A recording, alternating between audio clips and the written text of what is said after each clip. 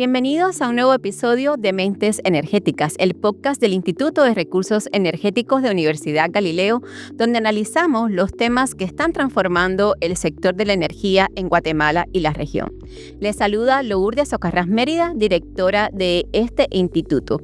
Durante los últimos años hemos sido testigos de importantes avances en el sistema eléctrico nacional.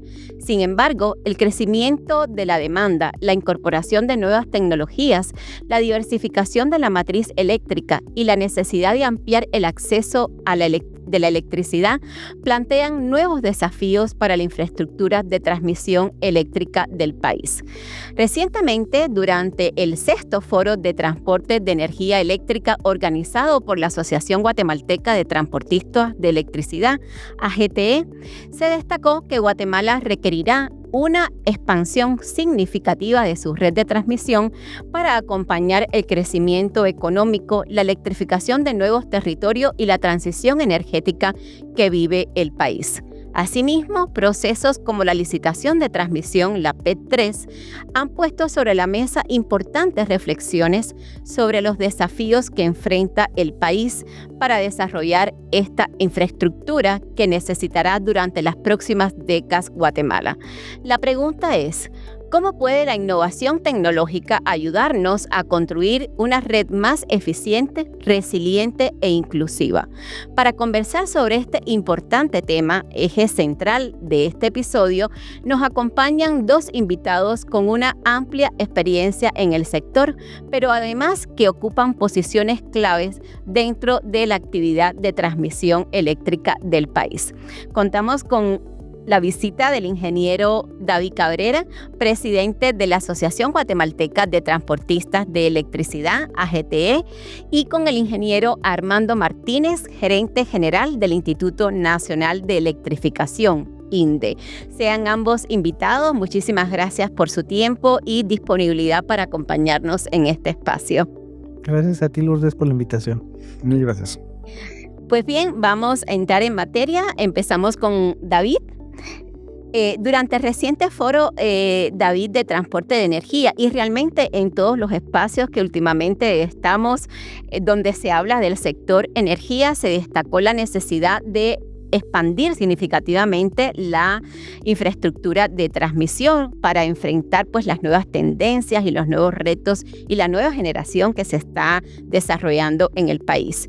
Desde la visión de AGTE, ¿qué tan preparada está actualmente la infraestructura eléctrica nacional para responder a las necesidades de Guatemala en los próximos 20 o 30 años? ¿Y qué papel jugará la innovación tecnológica para poder cerrar esa brecha que hoy existe? Vea, el transporte eléctrico es como una camisa que hoy está fit. Cero márgenes de error. ¿Por qué? Porque en los últimos años el transporte ha venido creciendo alrededor de 1,5-1.7% anualmente, pero la demanda ha estado creciendo al 5-6%. En los últimos años, especialmente post pandemia, hemos visto cómo ese boom de consumo eléctrico se ha dado, y eso viene dado por industrialización, por ingreso de nuevos comercios, por la urbanización que ha sufrido el país. Acordemos que Guatemala tiene un bono demográfico muy importante, una población muy joven, ávida de energía eléctrica, y el transporte no ha podido responder con la velocidad que se amerita. Entonces, preparados para lo de hoy estamos, para lo de mañana debemos de construirlo. Y para ello la propuesta que tenemos y es que en los próximos 20 años tenemos que duplicar las redes de transmisión en el país. Si en 20 años se va a duplicar el consumo, que es a lo que se perfila, debemos de duplicar también las redes de transmisión. ¿Para qué? Para poder afrontar ese mañana que viene y estar listos y preparados para pasado mañana. Ese es el gran reto que tenemos en Guatemala. Ahora, eso implica que la velocidad de construcción se tiene que multiplicar por 5 o por 7 en estos próximos 20 años para poder llegar a esa meta.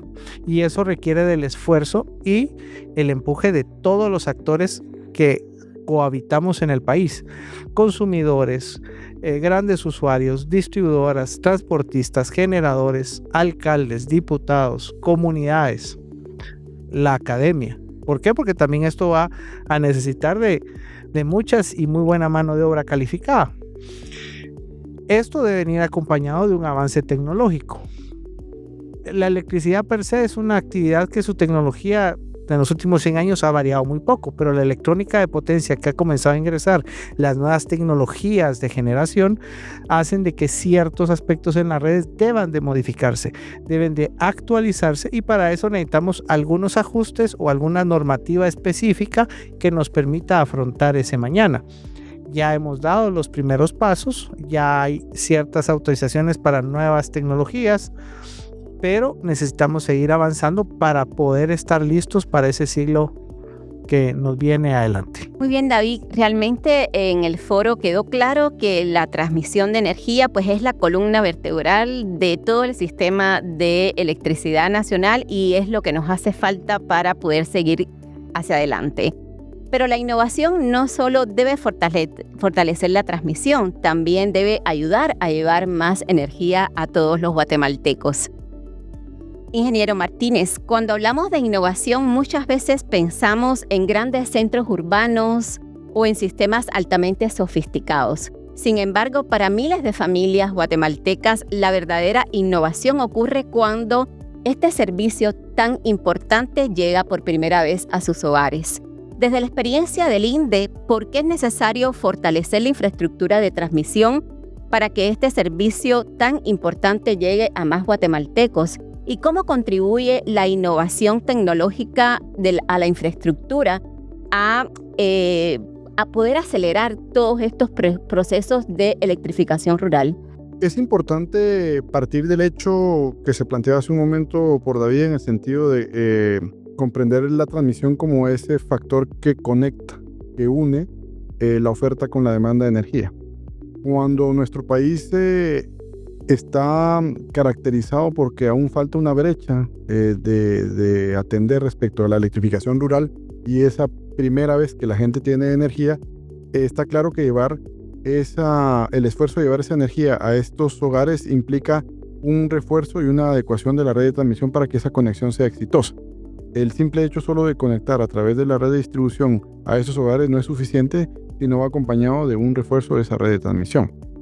Por otro lado, los esfuerzos también de conectar esa demanda con ese consumo está asociado a poder incorporar nuevas tecnologías en la manera de hacer las cosas.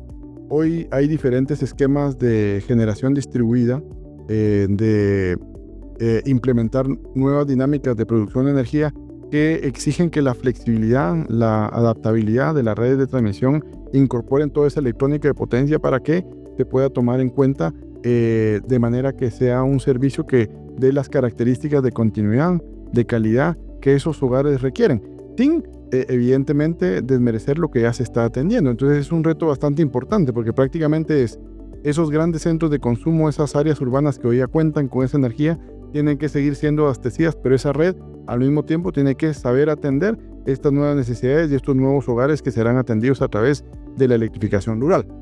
Entonces, en conclusión, las nuevas tendencias de tecnología en la implementación de soluciones que permiten tener esa flexibilidad y esa adaptabilidad de la red de transmisión es fundamental para tener ese equilibrio entre no solo esa conexión de lo que sería la oferta y la demanda, sino que también que sea madura y que permita tener ese equilibrio entre lo que hoy ya está conectado y lo que estamos conectando. Así es, y bueno, hay una apuesta muy grande para avanzar en este año y los próximos años en el tema de electrificación rural. Es una labor muy importante que tiene el sector y fundamentalmente el INDE, ¿verdad? Pues la incorporación de energías renovables, el almacenamiento, la movilidad eléctrica, todas estas nuevas tendencias, ¿verdad? Que ya no son lejanas, es algo que está sucediendo en nuestro país, pues ha tenido también que hacer que la red evolucione de cierta manera. David, ¿cómo deberá avanzar estas tecnologías en la red de transmisión para poder responder a estas nuevas tendencias? Es importante que vayamos analizando las diferentes capas que tenemos en transporte. En transporte tenemos una capa principal que es el transporte que lleva los grandes volúmenes de energía desde los centros de generación hacia los puntos nodales de consumo. Son como las autopistas, son esas carreteras de 4 carriles sin semáforos, que llevan la energía. A estas les debemos de dotar de todas las características y necesidades propias de las redes actuales para que puedan interconectarse y puedan trabajar libremente. De ahí tienes esa subcapa de la subtransmisión, que es con la que ya vamos a atender al usuario final. Son las calles y avenidas normales, y a esas las tendremos que ir preparando para lo que viene. En muchas de esas estamos colocando hoy en día la generación distribuida, y para eso tendremos que ir avanzando en la normativa y en la lógica para poder recibirlas y para poder aprovecharlas. ¿Por qué? Porque fueron construidas muchas hace mucho tiempo, y las que estamos construyendo ahora las estamos construyendo bajo ciertos criterios que van evolucionando, cambiando en la última década o en el último quinquenio, y hacia eso tenemos que ir preparándonos. Pero lo más importante es no olvidarnos del principio básico de tener carreteras aptas y listas para el futuro. En Guatemala, como en muchos países de Latinoamérica, hemos venido trabajando sobre administrar la escasez, y seguimos trabajando sobre seguir el consumo.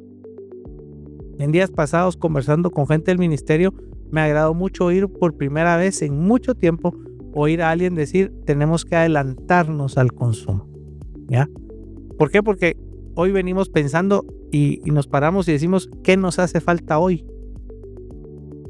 Y el decir qué nos hace falta hoy ya está implícito tácitamente que algo nos hace falta. Y así es como vamos progresando con los temas. Llegamos con la red de transporte y la primera pregunta: pero mira, aquí estamos bien, aquí tenemos luz. Es lo primero que nos responden en las comunidades. Sí, usted tal vez sí, pero aguas abajo, comunidades alrededor no.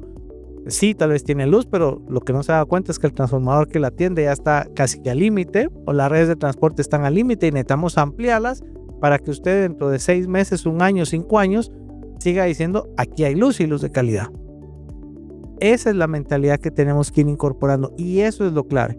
En la medida que vayamos haciendo eso, vamos a ir colocándole esa amplia tecnología que pueda existir a las redes. ¿Para qué? Para hacerlas adaptativas y hacerlas flexibles ante la necesidad actual. ¿Por qué? Porque hace 20 años teníamos grandes centros de generación, Chixtoy, grandes represas o centrales térmicas que son 24/7. Entonces es como tirar un cable de aquí para allá, lo conectamos y no pasa nada. Hoy la red de generación es mucho más flexible. Hoy tenemos solar aquí en la mañana, en la tarde tenemos térmico allá, pero en la noche por allá hay uno con baterías, y toda esa dinámica hace que las redes necesiten ser más robustas y mucho más resilientes ante las necesidades. Hacia eso tenemos que trabajar, pero con un fin en común. Guatemala necesita crecer.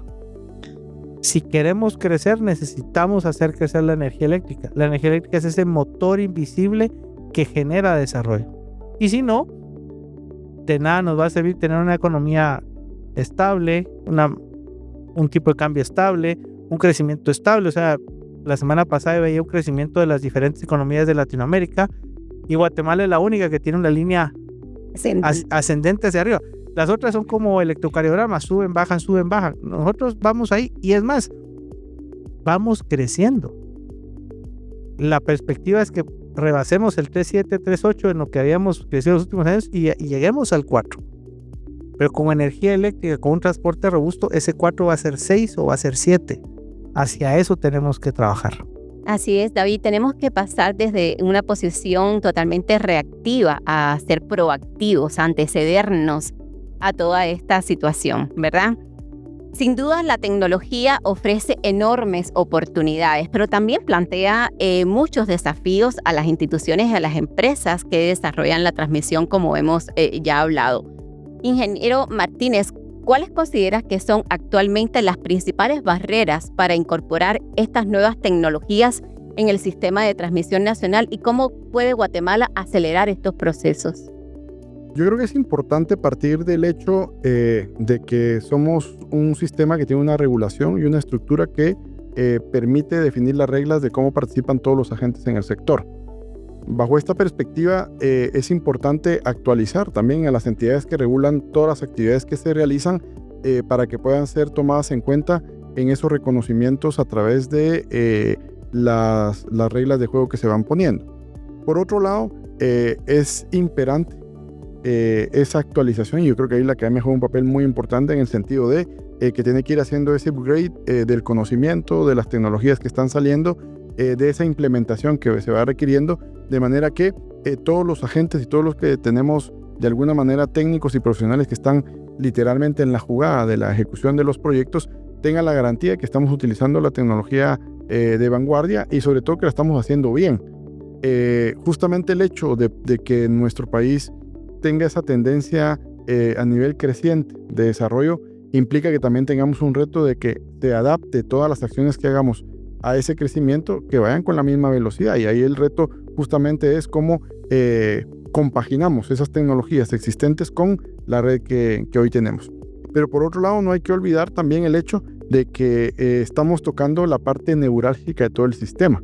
Cuando hablamos de la parte de transmisión, que es prácticamente mencionamos repetidamente que es la columna vertebral del sistema, eso implica que si queremos verlo en una equiparación o en un símil, es como que estuviéramos atendiendo la médula ósea frecuentemente, ¿no? Entonces, bajo esta dinámica es importante tener esa acuciosidad, esa delicadeza, esa certeza de que todo lo que se está implementando pues va siendo sincrónico con todo lo que implica ese crecimiento y esa operatividad de la red. Y hay algo que no se nota, que muy bien David lo explicaba hace un momento. Toda esa operatividad que implica incorporar toda esa generación en las diferentes dinámicas hoy que existen, conlleva también una sistematización, una gestión automatizada de toda la infraestructura que no se ve.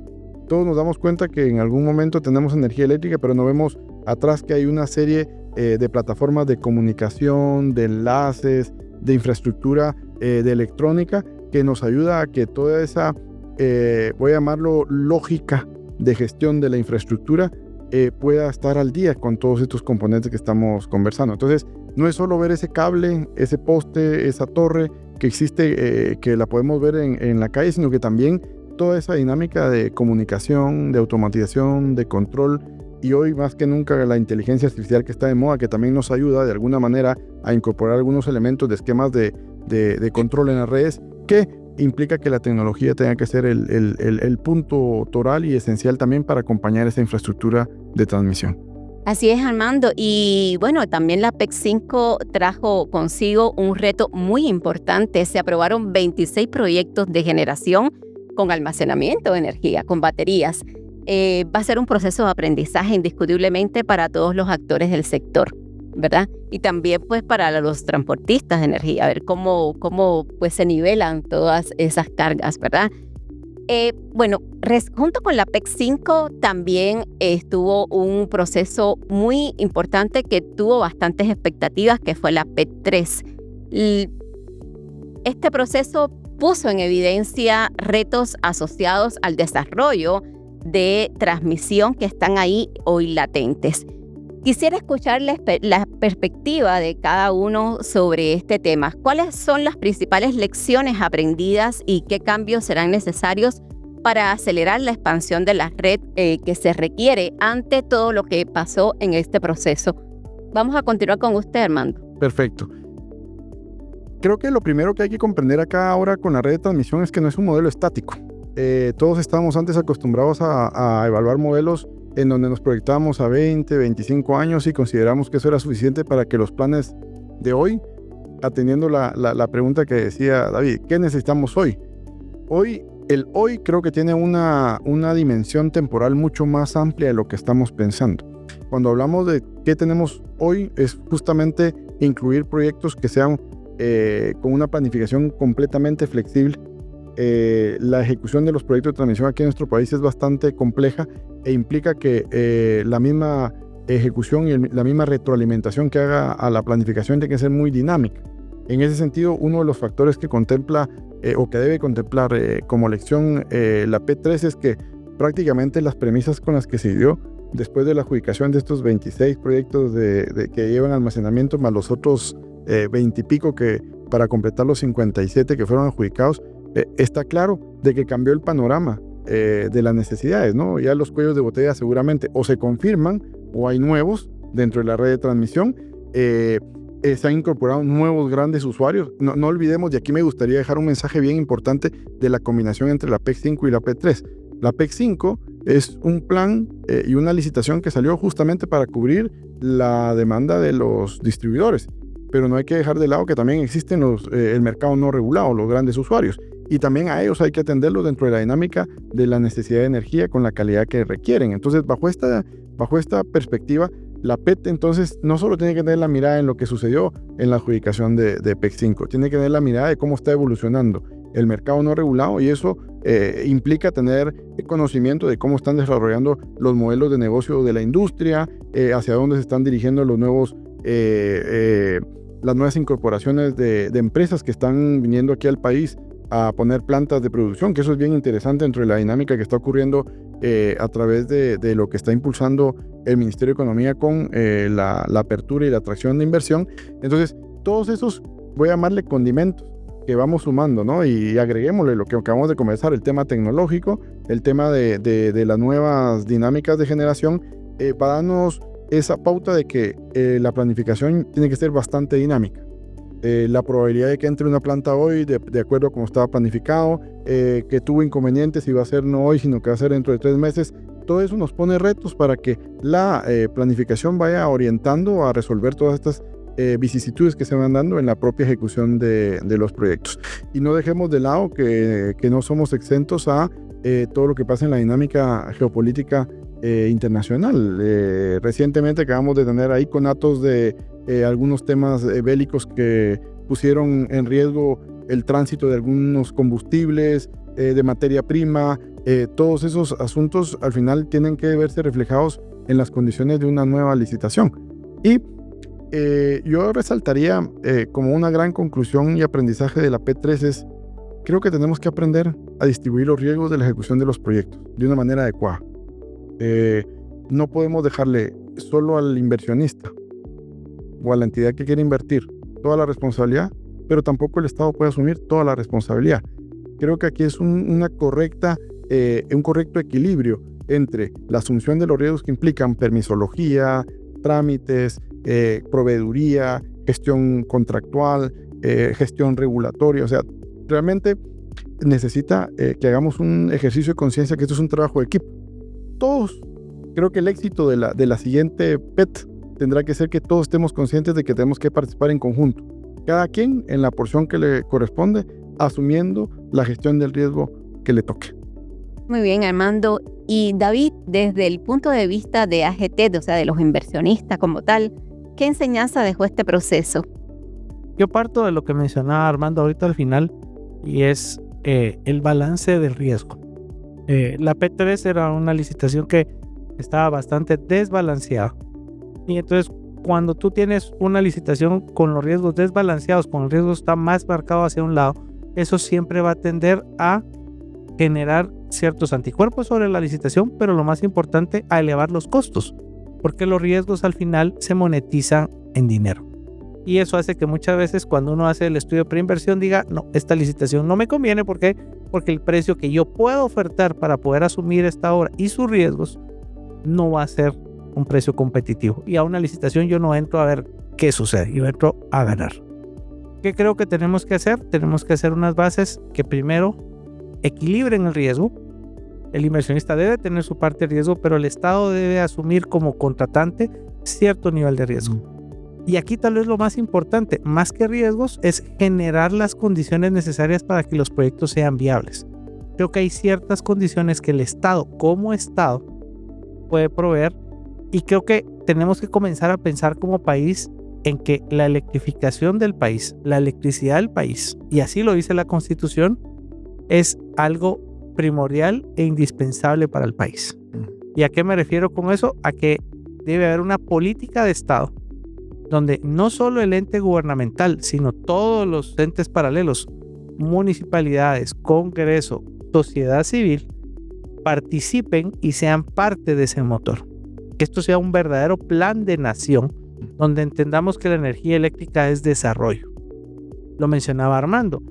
El Ministerio de Economía ha estado muy activo tratando de traer nuevas inversiones. El concepto de nearshoring está ahí, y nosotros como Guatemala tenemos 2 condiciones que son altísimamente importantes para eso. Tenemos una base, un bono demográfico muy grande, tenemos jóvenes capacitados y preparados y tenemos una posición geográfica envidiable. Pero ¿qué no tenemos? Las otras condiciones, y una de ellas es la energía eléctrica. La gente que ahora viene a ver nearshoring ya no pregunta cuál es el salario mínimo, pregunta dónde hay MDAs disponibles en la red. ¿Por qué? Porque venir a poner una planta de ensamblaje, venir a poner un centro de datos, requiere una cantidad de energía muy grande.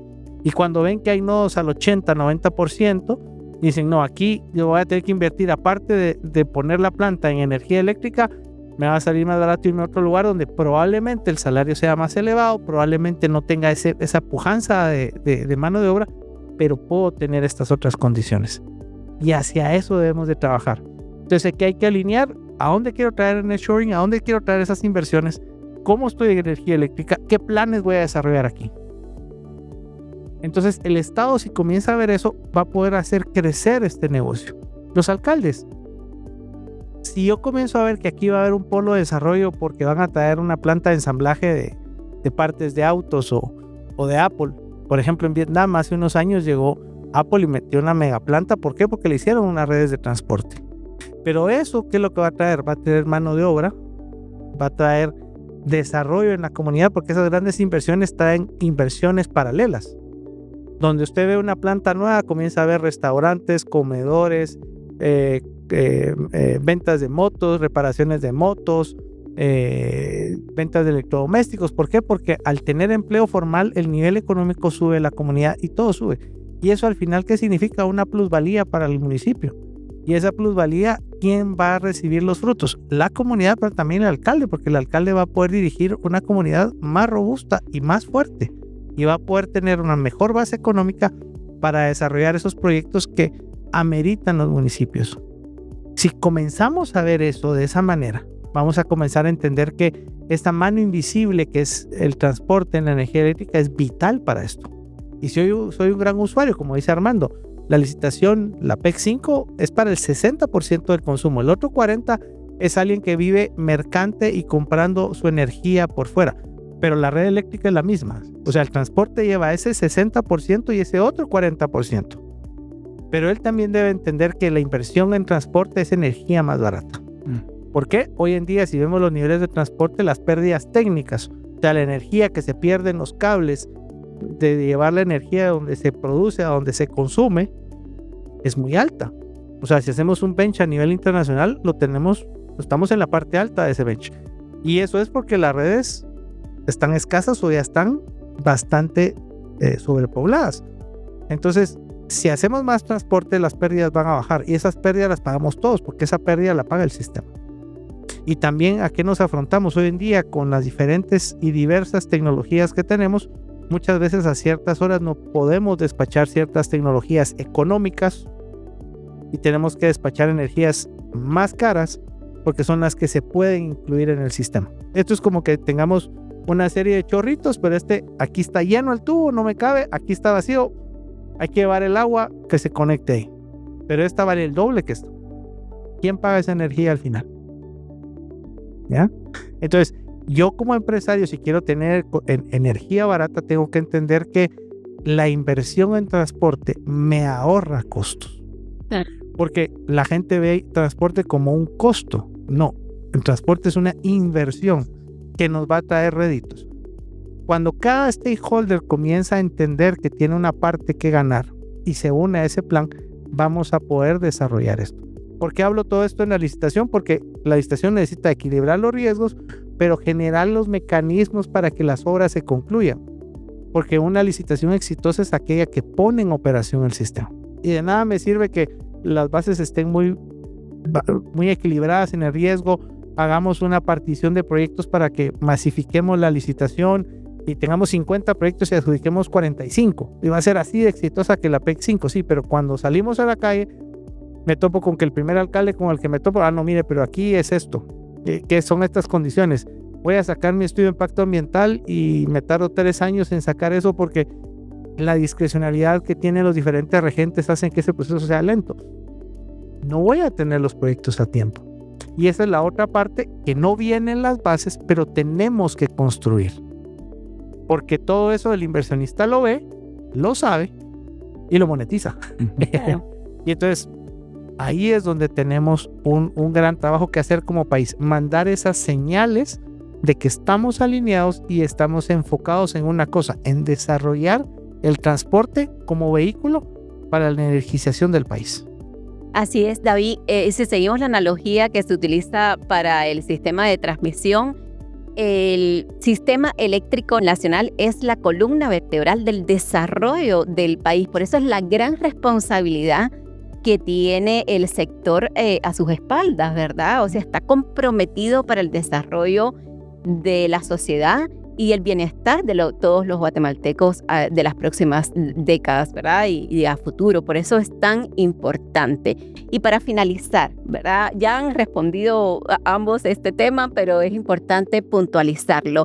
Si hoy pudiéramos visualizar el sistema de transmisión guatemalteco dentro de los 15 o 20 años, ¿cómo le gustaría verlo? Desde el INDE, por ejemplo.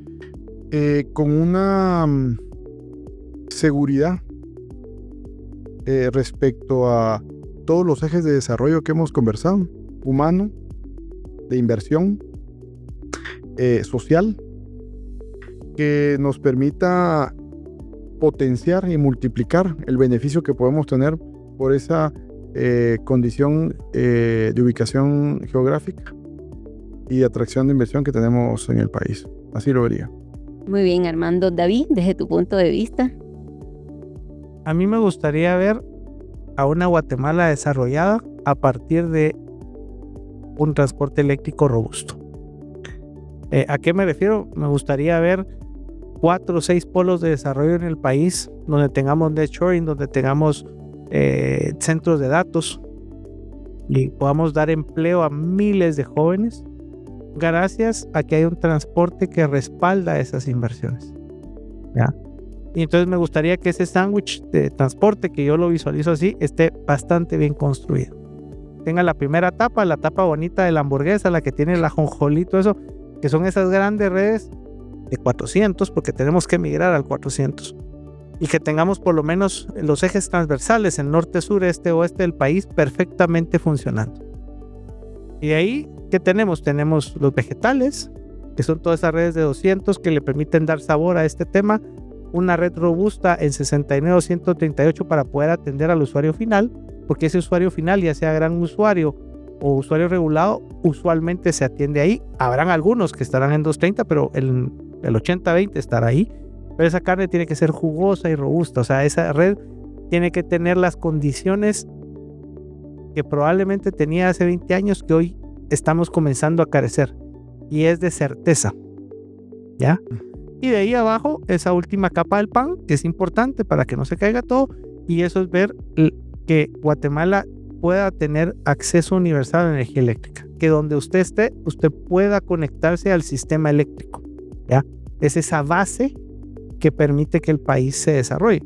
Tú ya lo decías, o sea, para mucha gente el desarrollo no es que si vamos a poner un equipo de nueva tecnología o si vamos a poner paneles solares o baterías, no, es tener ese luz. Así es. Entonces, el poder dar esa base va a permitir que todo ese sándwich esté perfectamente constituido. Eso es lo que yo sueño dentro de 20 años. Una Guatemala que pueda dar ese salto. Hay ejemplos, ¿ya? Corea del Sur en los 70s venía de una guerra, estaba devastado, era un país eminentemente agrícola, cualquier similitud es pura coincidencia, y el Estado comenzó a desarrollar sus redes de transmisión eléctrica como condición indispensable para el desarrollo del país. En 20 años dio un salto y logró ser de un país agrícola a un país industrializado. De hecho, los grandes analistas económicos de finales de los 70 decían que el gobierno coreano estaba loco, porque estaba invirtiendo en grandes redes de transmisión eléctrica en un país agrícola. ¿Que para qué iba a servir? Eso no servía para cosechar arroz. Así literal se lo decía. Hoy en día Corea es un ejemplo de innovación y desarrollo. Tiene plantas como Samsung, como Hyundai, o poner 2 ejemplos, LG, que son líderes mundiales y no es lo que conocemos, porque Samsung no solo hace teléfonos, hace cualquier cosa. Y uno mira a Hyundai y uno lo asocia con los carros, pero hasta barcos hace. Son industrias pujantes que ha hecho que Corea pase del tercero al primer mundo. en 20 años, porque entendió que tiene que poner las condiciones para que el país se desarrolle. Lo que yo te mencionaba, dejar de administrar la escasez y comenzar a construir el desarrollo del país. Yo eso es lo que espero que no solo una PET 4, PET 5, PET 6 y generar las condiciones para que también las iniciativas propias empujen esto y aquí en 20 años podamos ver que Guatemala comienza a asomar la cabeza a ese futuro grande que podemos tener. Así es, David. Y tenemos todas las condiciones para llegar a esa visión, ¿verdad?, de futuro. Tenemos todas las condiciones, tenemos potencial increíblemente grande, tenemos una ley que da esa base para poder desarrollarse, ¿verdad? Tenemos instituciones con una gran experiencia y tenemos inversionistas con las ganas de poder hacerlo y además con la intención también de poder hacerlo. Muchísimas gracias a los dos. Hemos llegado al final de este episodio de Mentes Energéticas. La expansión de la red eléctrica ya no consiste únicamente en construir nuevas líneas y subestaciones. La innovación tecnológica definitivamente está transformando la manera en que planificamos, operamos y desarrollamos la infraestructura eléctrica, permitiéndonos construir un sistema más eficiente, resiliente e inclusivo. Vimos también que la energía no solo impulsa la economía. Cuando llega a una comunidad, crea oportunidades para la educación, la salud, la productividad y el desarrollo humano. El desafío para Guatemala será combinar esa visión de largo plazo, la inversión y la innovación para construir la red eléctrica que acompañará el crecimiento del país y que todos soñamos. Agradezco profundamente al ingeniero David Cabrera y al ingeniero Armando Martínez por compartir sus experiencias y conocimientos con nuestra audiencia. A ustedes, muchas gracias por escucharnos en este episodio y esperamos una próxima oportunidad para seguir conversando y sobre todo aprendiendo sobre el apasionante mundo de la energía. Y si le interesa conocer más de lo que hacemos en el Instituto de Recursos Energéticos de Universidad Galileo, por favor, llámenos al 23 15 63 28. Será un gusto poder atenderlos. Muchísimas gracias.